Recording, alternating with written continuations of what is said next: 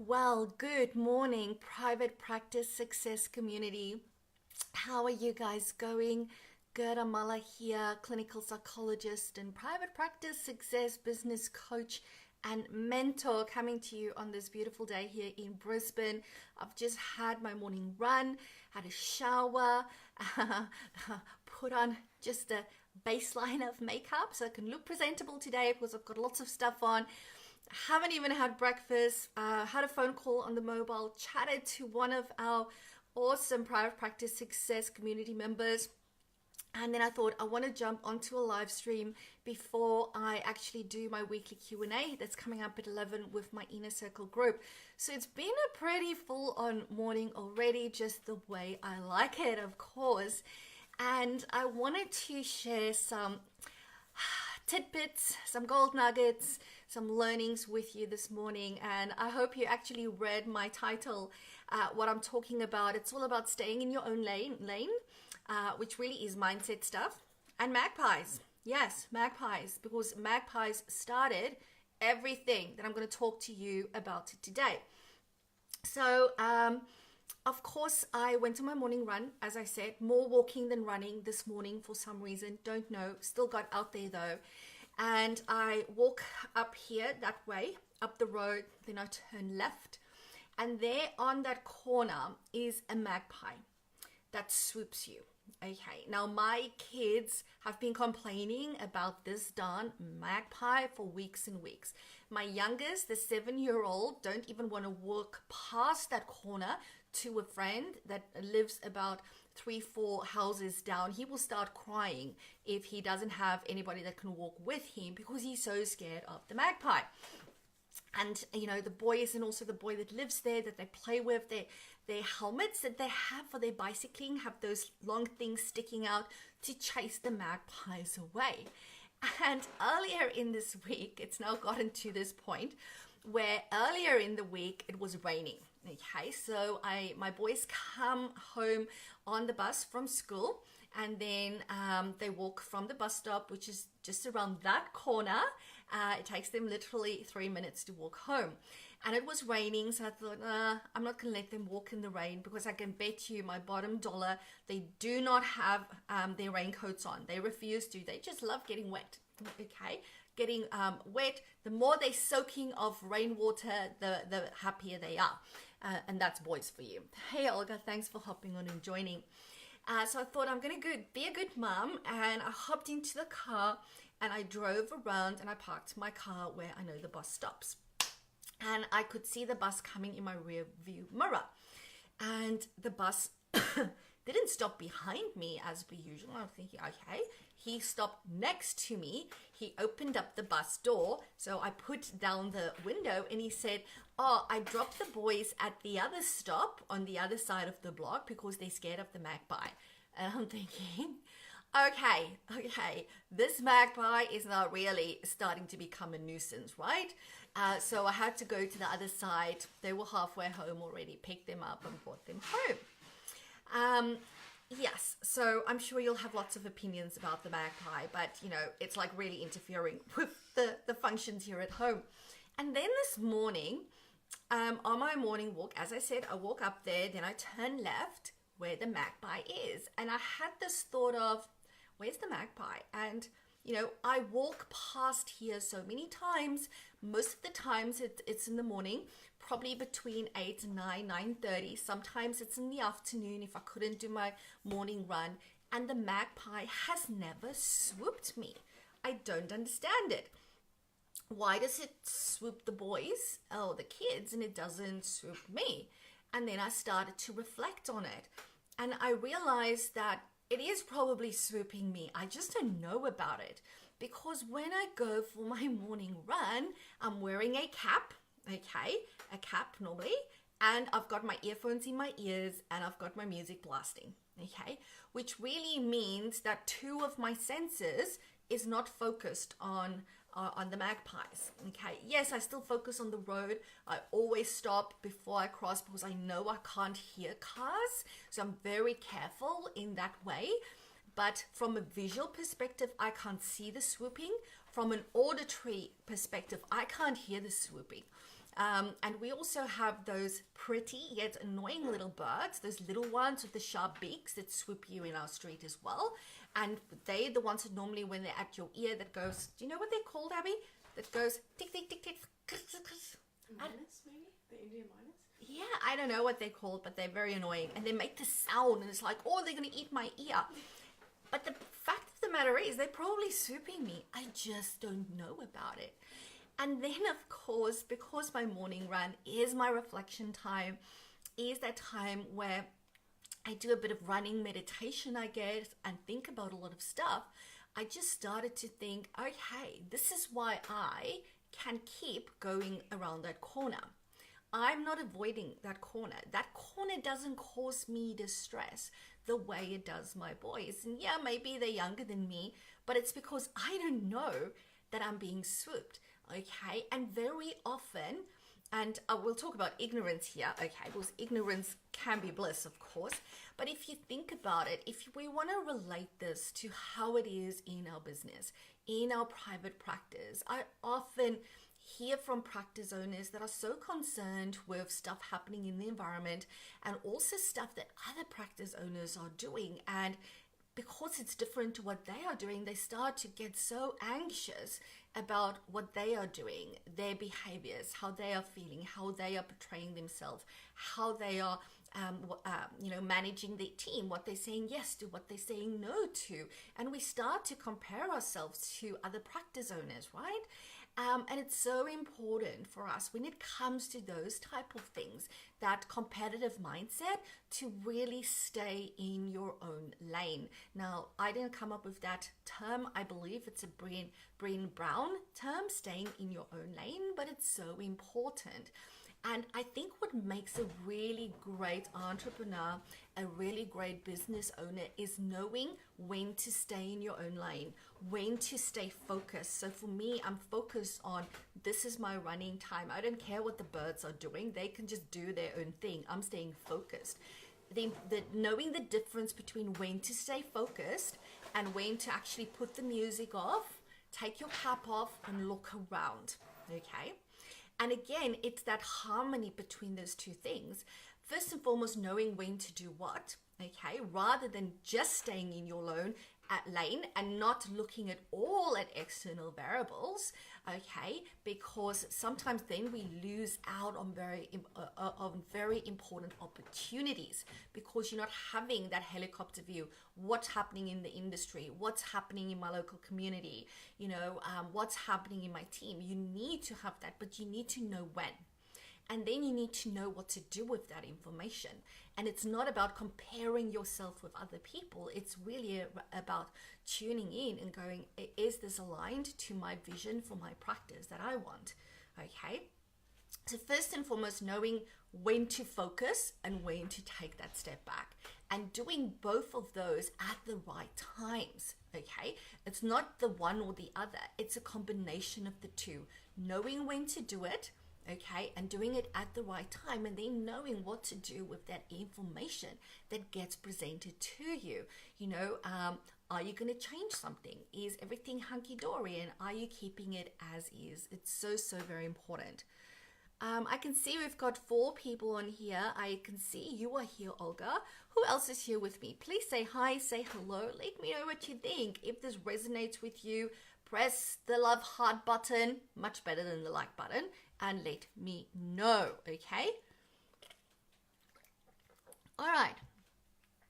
So I want you to really reflect on that and ask yourself, have I been staying in my lane? Okay. Have I been staying in my lane obsessively, so much so that I haven't had a helicopter view of what's been happening? When am I going to do that? Let's get that done. Okay, how I'm going to react when I see what's been happening around me. So I think it's also therefore very important that you do surround yourself with people that does this a lot. Okay, not people that engage in scaremongering, not people that want to bring you down, not people that want to judge you, but people that operate very similarly to you. It's why we've got our private practice success Facebook groups, right? So that you can have that community, but also remembering that every person that you talk to is going to have a different opinion.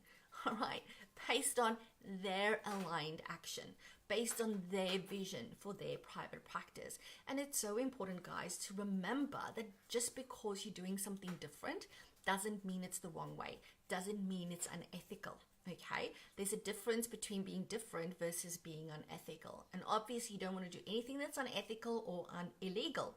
But being different is actually really good.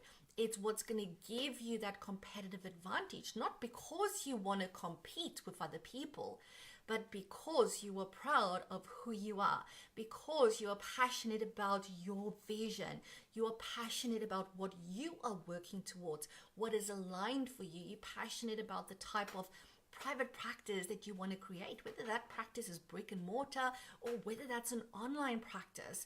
That's why you're going to be stepping things up. That's why you're going to be standing out in a different and meaningful way. And that gives you the competitive advantage. How? By being you, not by being worried about what everybody else is doing, right?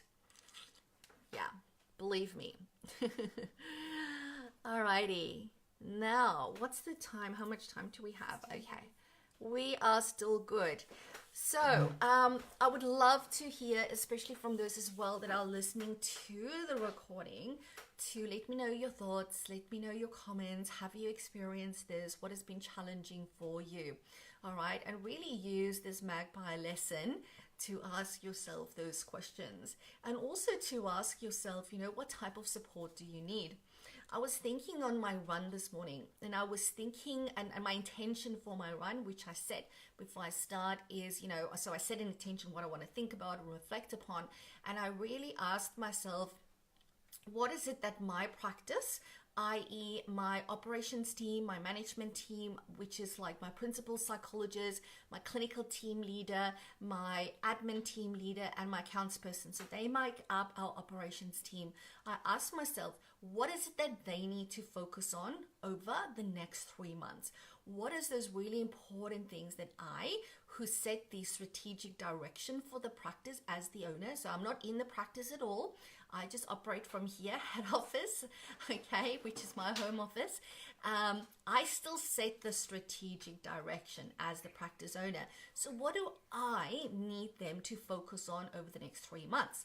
Because I know that October, November, December is bumper months for us, okay? In terms of clients, very, very busy. In terms of clinicians, very, very busy. You would know yourself if you start to reflect on how you're feeling right now. You're probably feeling a bit tired. You might be even feeling, some of you might be feeling a bit burnt out. And you know what? The busy time of the year is still coming. I truly believe that for my practice, December is the busiest month of the year. Not that we can see double the clients we normally see. It's just the demand on the service where people just want to come in. And I have always thought, but why? It's holidays. But holidays brings a lot of challenges for people. And for us, it's our busiest month. But I don't want my team to focus on December, November, or October. Those months are already taken care of. Those months are going to happen anyway. What I need my team to focus on now in the next 3 months is getting ready for January, February, and March. Okay? You have to be proactive, people. If you stay on that hamster wheel, just doing every day what you're doing, that's when you don't get off and you don't look at the future and what it holds. Okay, and I often speak to practice owners here in and here out that tell me how stressed they are in January because there's no cash coming into the practice, because clients aren't attending, clinicians are taking holidays, and they're stressed out. And then I have practice owners telling me that February is a transition month where kids are settling into schools. A lot of parents don't want to book the kids in until they're into their routine, all that type of stuff. And then finally in March, things starts to pick up again. Now, of course, your practice might be completely different, but these are what I would call the norms out there, the standard out there. And you might be 1, 2, 3 standard deviations of the norm, right? So it's not a one size fit all, but that's what I often hear. So you need to start now already preparing for January, February, March, okay? Because there's no reason why January or February, for that matter, needs to be a low cash month, okay? Because guess what? Your expenses are still exactly the same. All right. So you need to get out of that mindset, out of that mental block that just because it's holidays, we're going to be slow. Just because it's holidays, we're going to have difficulty paying our bills because there's not going to be money in the bank. I'm going to be stressed out. All that type of stuff. It doesn't have to be that way, but you need to change that now. And I know you might be thinking about it. You can go, yes, logically, I know that, Gerda, but I am stressed out of my mind of how busy I am. Hey, Tess, thanks for hopping on. Good to see you here. And I can tell you now, because I'm a psychologist, I can mind read. Did you know that? I do read minds. Wink, wink. That's what you are going to be thinking. You're going to be thinking, I'm too busy now to focus on January, February, March. Okay. And you know what? That's just a story that you're telling yourself because you're not too busy. You might be busy, but you're not too busy. Nobody's ever too busy. And what you do now is going to dictate how your January, February, and March is going to be. So this is your official warning, okay? You can either have the same old January, February, March, and if you love your January, February, March, awesome. But if you know that you need to improve the first quarter of the new calendar year in your practice because of the stuff we've just spoken about, then now is the time to do something about it. Okay, because we know a lot of stuff that we implement can take 1 month, 2 months, 3 months for you to actually get the results of that, right? Cool. So, and this actually came to me on my run. As I said, I was thinking, what does my operations team need so that I can go, okay, what is those goals? What are those things that we need to put in place at the site professionals now to have an awesome January, February, and March where things are just running smoothly like a well-oiled machine. All right. And for me, I thought I want to do a 90-day sprint with my operations team. I mean, they still have their own 90-day plan. So every quarter we get together. I normally take them off-site to the Mount Cotton retreat where I run my Get It Done retreats. And we spend, it's normally a Monday, they're really, first and foremost, being accountable to what we've done over the last 3 months, where they literally have to report back on it. We have a hot seat where we get to solve a really challenging issue that we're having at the practice. So each person gets to table a hot seat question and we brainstorm together, and then they set the next 3-month goals. So they're still going to do that, but interweaving into that, I'm going to put them on a 90-day sprint of really making sure that there's stuff in there that's going to get them set up for January, February, and March, really having that longer term vision. And that's what we need to do, okay, if we want to have a sustainable business. So I thought what I might do is put out the call to any private practice owner within our community that would like to join in the 90-day sprint. Now, you might have heard about my 90-day sprint previously. So this is not the one that I ran last year. So this year I haven't run a 90-day sprint at all.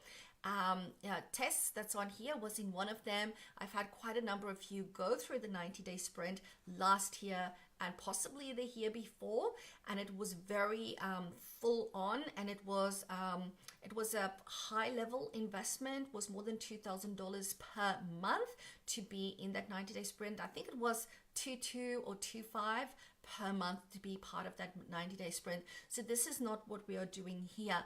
And what I am thinking right now, what I want to include, and I actually wrote it down here because I don't have a web page with this on. This literally, I came out of my run, went upstairs and quickly wrote, this is what I want to do. This is what people are going to need. If you decide to join the 90-day sprint, as soon as you enroll, we will set up a time for me and you to talk on the phone for 30 minutes. So what we're going to do during that phone consult is you're going to tell me what you want to achieve over the next 3 months to get ready for January, February, and March. Okay. And so you really need to sell your goals to me because I'm going to challenge you on it. All right. I'm going to make sure that it's not unrealistic, but I'm also going to make sure that you are dreaming big enough and that you're not, aiming too low, basically. So that's what you're going to do. We're going to have, that's for month 1. And then in month 2 and 3, you will have another phone call with me. You will also have unlimited Voxer access to me. So what is Voxer? Voxer is it's like a walkie-talkie app on your phone, and I use Voxer because my emails just an abyss of emails. I have like 5 or 6 emails coming into the inbox. It's just crazy, and I really want to prioritize messages from my clients. So if you're in any high-level program, you get Voxer access to me, and this is unlimited, which means that you can message me on a daily basis. More than once, should you choose. More than twice, should you choose. Okay, you will also get access to a Facebook group that my team will also be in. We will also do a monthly question and answer learning piece in the Facebook group, but it will only be monthly because most of your questions are going to be answered on a daily basis, weekly basis, however often you Voxer me over Voxer. And as I said, then you'll also have a phone call with me at month 1 and month 2 and 3. So month 1 is really getting set on your goals, and then month 2 and 3. And that's what's going to be included in it. So again, I don't have a web page for it. There's going to be 3 type of payment plans. You can either pay for all 3 months upfront. That's going to be $3,000. So it's $1,000 a month. Okay, and if you pay for all 3 months upfront, it's going to cost you $3,000. Then, and that's where I just worked out what I'm going to charge. And then if you want to pay monthly, because that's easier on your cash flow, it is going to be $1,300 a month for the 3-month period. And if cash flow is really tricky for you at the moment, I totally get it. Then you can do a weekly payment plan, which is $116 per week. All right. So again, I haven't put anything together. I've literally thought of this morning on my morning run. But I'm one of those people that I go, yes, this is aligned. This is what needs to happen for my practice, the psych professionals, for my team to have a beautiful entry into 2019. We cannot wait until January, okay, to start planning 2019. You do that now. That is what makes us different. That is what gives my practice the competitive advantage. And again, you might be thinking, because I mean, in terms of money investment, it's a no-brainer. This is a no-brainer. But in terms, I think your biggest block in your mind might be having the time to implement it. And I really want to challenge you on this. If you are feeling that you don't have the time, remind yourself that might feel very real to you, but it is a story. Okay, it's that story. And I can say that because I've had that story in my life for a very, very long time, for many years, and my husband can attest to it. I would always say, I don't have the time, I don't have the time, I don't have the time, and it becomes such an embedded part of your life and an embedded part of your story, right? But I also know that when I say yes to something, I will make the time for it.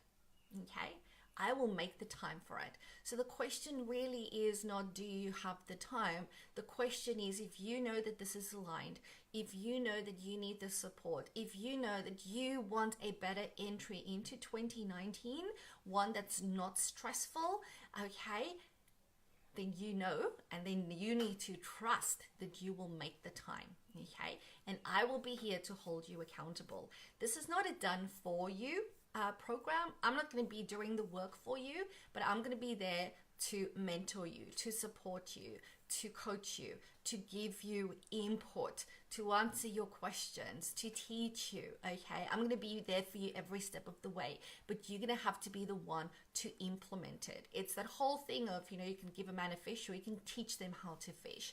So if you know that this is what you need, please email me. No, don't email me.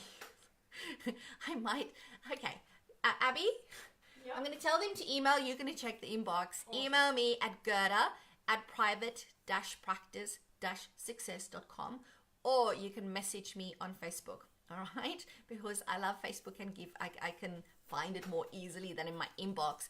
But if you email me, put in the subject line, because then I can search for all the messages, put 90-day sprint, and I will get back to you and send you the information in written form, seeing that I do not have a website or a sales page for this. I'm not going to set one up. I don't intend to, because I'm probably not going to repeat this again.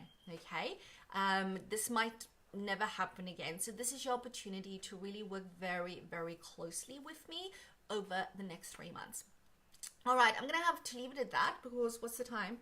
10 minutes. I have 10 minutes for coffee and toast for breakfast before I hop online and speak to my 12-month inner circle ladies.